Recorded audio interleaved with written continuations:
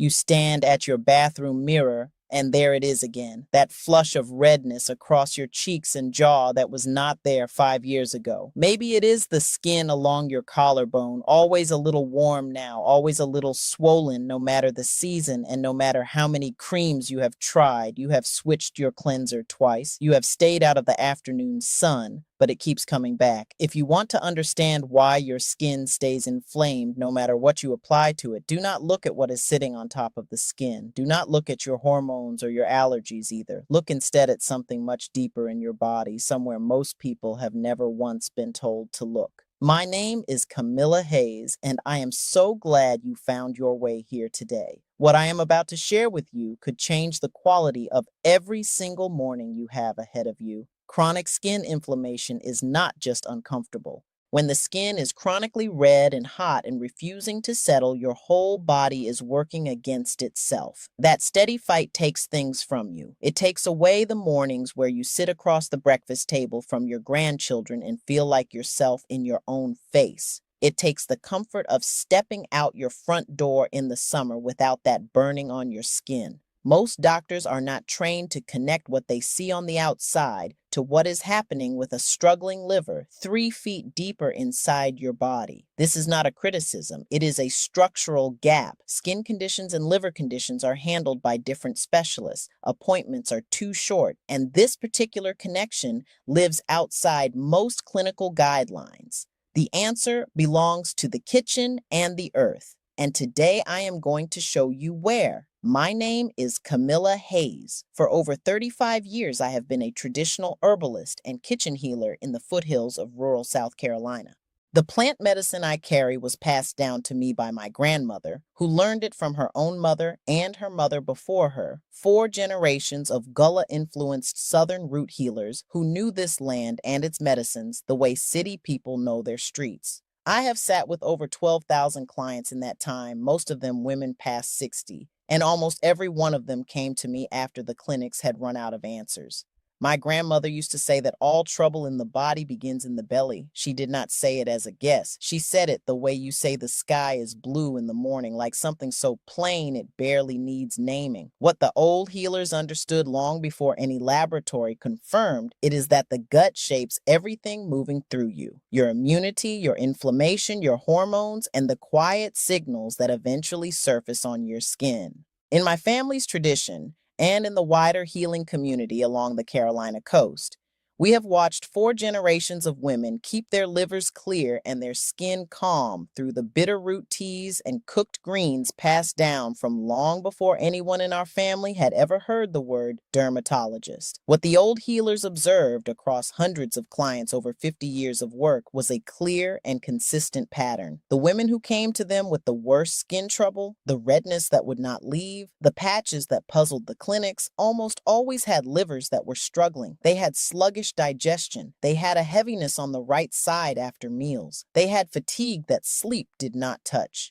The root healers did not call it fatty liver disease. They called it a tired liver. But the pattern they were watching is the same one that research institutions have been mapping for the last 2 decades. The old healers were watching first, and what they saw, they were right about. Before I share the one food that has helped more of my clients calm their skin than anything else I know, I want to tell you something that surprises most people who first come to me. 9 out of 10 women dealing with chronic skin inflammation are addressing the wrong layer entirely. They are changing their soap and their laundry detergent and their pillowcases. And those changes are not wrong, but they are touching the surface of something that begins much deeper. Each piece I am going to share today builds on the one before it, so stay with me all the way through. The most important thing I have for you is waiting at the end. Before we go any further, I want to hear from you. Leave a comment below and tell me how old you are, and tell me this as well. Where does your skin inflammation show up most? Is it your face, your neck, your chest? I read every single comment on this channel. Every word you share helps me understand what is happening in the lives of the women coming here, and it shapes what I make next. You are not writing into empty air. I am reading, my friend. In this video, I am going to show you why the creams and the face washes and the soap changes have not held for you long term and what that tells us about where the real trouble lives.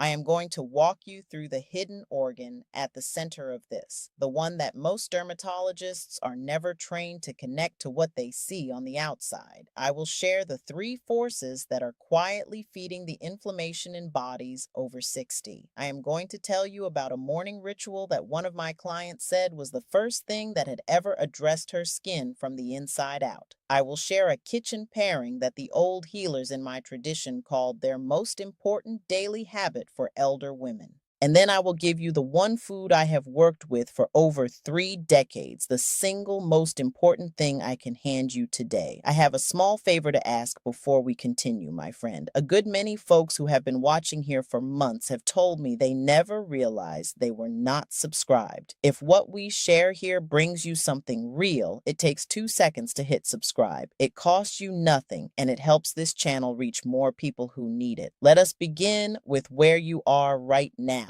Many women past 60 describe waking up with puffiness along the jaw and under the eyes, a flush across the cheeks that has not settled by mid-morning, or dry and irritated patches on the neck and chest that appear without any clear cause. You may have been told this is rosacea or dry skin or the natural thinning that comes with the years. You may have been told to use a gentler face wash and stay out of the afternoon sun. I want to say something directly to you, my friend. What you are seeing is real. What you are feeling in your skin deserves a real answer. The redness, the swelling, the dryness that never fully resolves, these are your body's way of asking for attention. And until we address what is underneath them, nothing applied from the outside will hold for long. The organ at the center of this is one that most people have never been told to connect to their skin. It is the liver, specifically the condition that medical researchers now call non-alcoholic fatty liver disease, but what the old healers in my tradition simply called a tired liver. Here is what happens inside the body. The liver's job is to filter everything that enters your bloodstream: dietary fats, excess sugars, environmental chemicals, and the waste products of digestion. When liver cells begin to accumulate fat deposits, they lose the ability to perform that filtering at full capacity. Think of the liver like a fine mesh screen on a back porch in summer heat. When that screen is clear, the air moves through clean. When it is clogged with years of debris, everything backs up. What backs up inside the body are inflammatory compounds, and they travel through the bloodstream to wherever the body is most vulnerable. In many women over 60, that place is the skin. The reason most dermatologists miss this connection is structural. Skin specialists and liver specialists rarely share clients.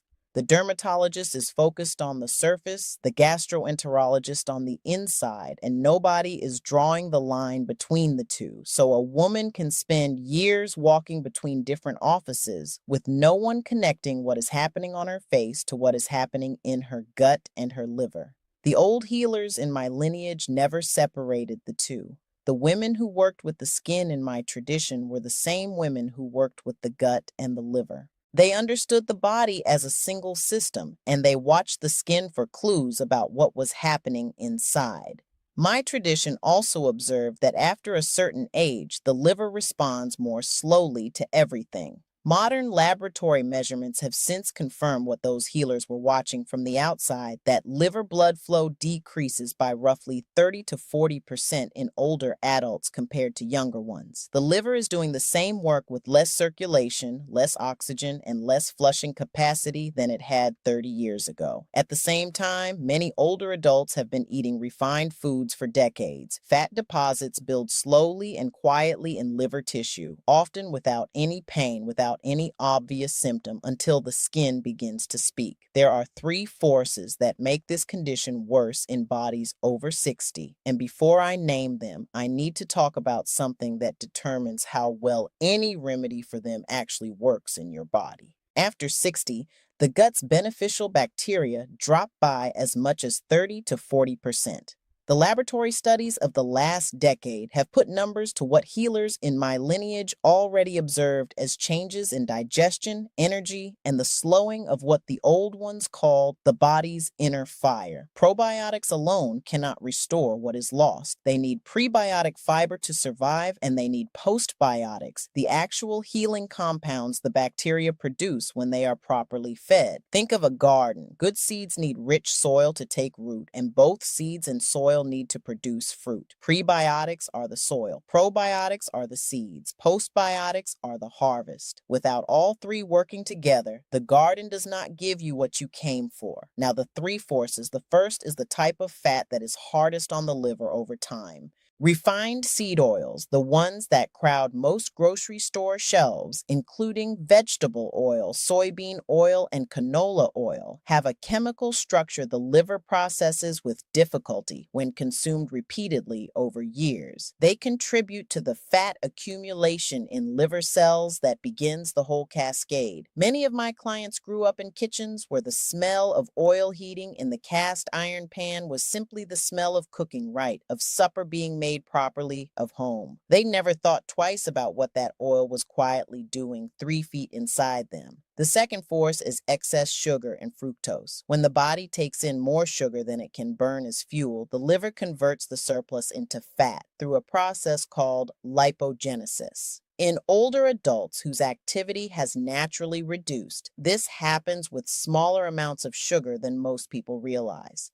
Regular sweetened drinks, a daily dessert habit, fruit juice in the morning. These are enough to add to the liver's burden in a body that no longer processes sugar the way it did at 40. The third force is quieter, and it surprised many of my clients when I named it. Bile production slows measurably after 60. Bile is what the liver produces to break down dietary fat in the digestive tract. When bile flow is sluggish, fats sit longer in the digestive system, and a greater portion of that fat burden cycles back to the liver. It is a slow accumulation, but over years, it matters. I saw all three of these forces working together in one of my clients, Dorothy, a 71-year-old retired school teacher from Savannah, Georgia.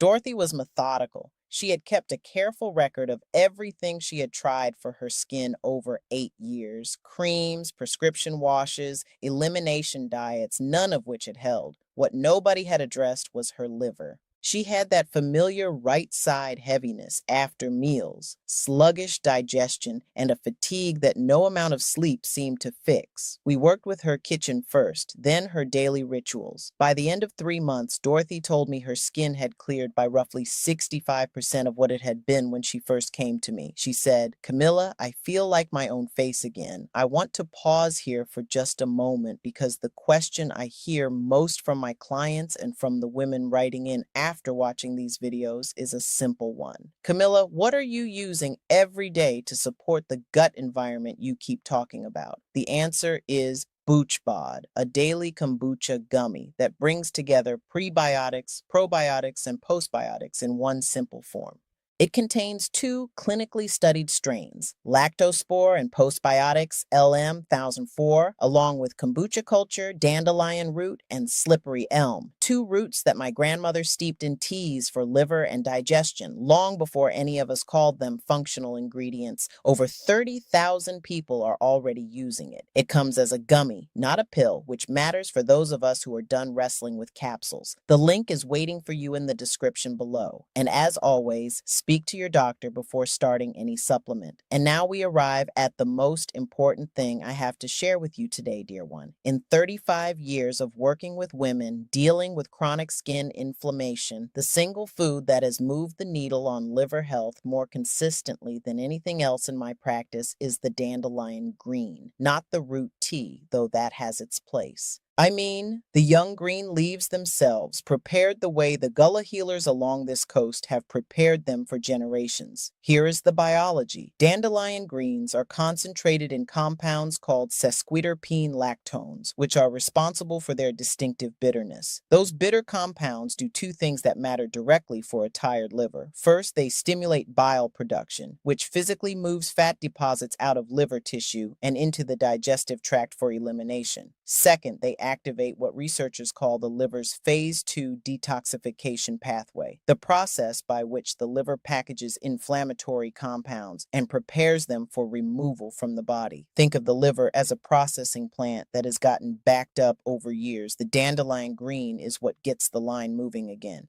The old healers along this coast made what they called pot liquor, the liquid left after cooking bitter greens, and served it warm in a small cup before the evening meal as a daily liver tonic for the elder women in the community. That tradition carried a deep understanding that keeping the liver clear was ongoing maintenance, not something you addressed once and forgot. The aging piece of this is specific. After 65, bile production slows and the liver's enzyme activity decreases measurably. Bitter foods that stimulate bile flow become more important with each passing year. What the body needed occasionally at 50 may need to be offered every single day at 70. The second confirmation comes from the old healers' observation across generations that communities who held on to their bitter food traditions throughout their elder years, who never let the wild greens fall out of the diet the way they have in most modern households, showed noticeably clearer skin and longer healthy function in the liver than those who had moved away from bitterness towards sweeter, more processed tables.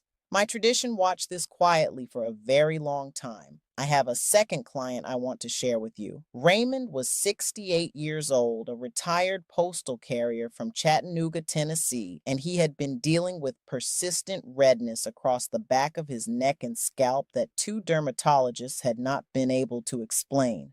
We introduced dandelion greens into his meals 5 days a week, raw in the mornings in a small salad dressed with lemon juice and olive oil, cooked in the evenings as a simple side. After 6 weeks, Raymond reported about a 50% reduction in the redness. After 4 months, he told me it was closer to 75% improvement. Raymond said, "I never thought something growing in a field was going to do what the doctors could not. For the practical preparation, use young dandelion leaves from a trusted organic source or foraged from clean land away from treated roadsides. 1 cup of raw leaves, or roughly half a cup wilted and cooked, is a meaningful daily amount. Add lemon juice, which supports the liver's ability to use the bitter compounds fully. Do not add sugar. Eat them in the morning if you can, when the liver is in its natural cleansing window. And please speak to your doctor before adding bitter herbs if you are taking blood thinners, as there can be interactions with certain medications. After 35 years of watching what actually reaches the liver and what does not, dear one, here are 3 principles I come back to again and again. Number 1, pair your dandelion greens with something sour. Lemon juice or raw apple cider vinegar added to the leaves before eating increases bile flow noticeably more than the greens taken alone. This is not a small thing. It is the difference between a trickle and a steady current moving through. Number 2, consistency over intensity. A small daily serving of bitter greens does more for the liver over a month than a week of aggressive cleanses followed by weeks of nothing. The liver responds to rhythm. It does not respond well to extremes followed by long gaps. Number 3, eat your greens before the meal, not after. Bitter compounds do their best work when the stomach is empty. Take them when you first sit down at the table, when you can taste them clearly before the bread or the broth arrives. After a full meal, that signaling is largely muffled. Mistake number 1, sweetening the greens. I understand why it happens. The bitterness is strong, and many of us grew up balancing flavors with a little sugar or a touch of honey. But the bitterness is precisely the medicine. The bitter compounds are what activate bile. Sweetening them neutralizes their effect before they ever do their work. Mistake number 2, cooking them too long. Extended heat breaks down the sesquiterpene lactones that carry the liver supporting work. A brief wilt, 2 to 3 minutes in a hot pan, is enough. If they have gone soft and gray, they have lost much of what you were after. You want bright green and a little resistance still in the leaf. Mistake number 3, treating this as a short-term solution. The liver responds slowly. Many of my clients came back after 2 weeks saying they had not noticed much change. The meaningful shifts come at the 6-week mark and beyond. Give it the time it needs and do not give up before the body has had a chance to respond. I want to speak to you plainly before we close, dear one.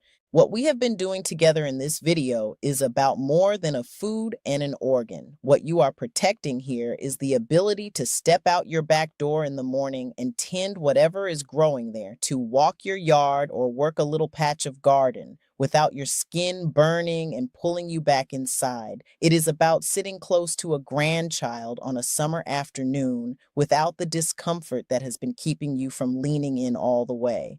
These are the mornings ahead of you. These are the moments that matter. It is never too late. I have watched women at 75 and 80 see their skin settle in ways they had stopped believing was possible. The body heals. It is built for it. You are not a passenger in this. You are the one at the wheel of your own body, and you have always been. All it needs is the right direction. Let me lock this in for you before we close. First, the skin inflammation you have been seeing is real. Your body has been directing your attention to something deeper that needs tending. Second, the hidden source most often driving it is liver tissue that has gotten burdened with fat over time, causing inflammatory compounds to build in the bloodstream and surface on the skin. Third, three forces feed that liver burden in bodies over 60. The first is refined seed oils consumed over decades. The second is excess sugar and fructose the body converts into liver fat. The third is the slowing of bile production that allows that fat to accumulate. Fourth, dandelion greens taken daily with something sour are the single most powerful kitchen tool I know for moving fat out of liver tissue, stimulating bile flow, and giving the skin the quiet it has been asking for. If this spoke to something in you today, dear one, please hit subscribe so you do not miss what is coming next. Share this video with someone you love,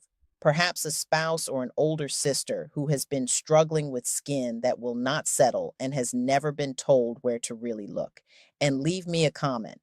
Tell me which piece of this surprised you most. Was it the liver connection, the bile piece, something else entirely? I read every single comment on this channel, and what you share genuinely shapes every video I make after this one. The BoochBod link we mentioned midway through is in the description below, waiting for you whenever you are ready. I am Camilla Hayes. Take care of the body that carries you. I will see you in the next one.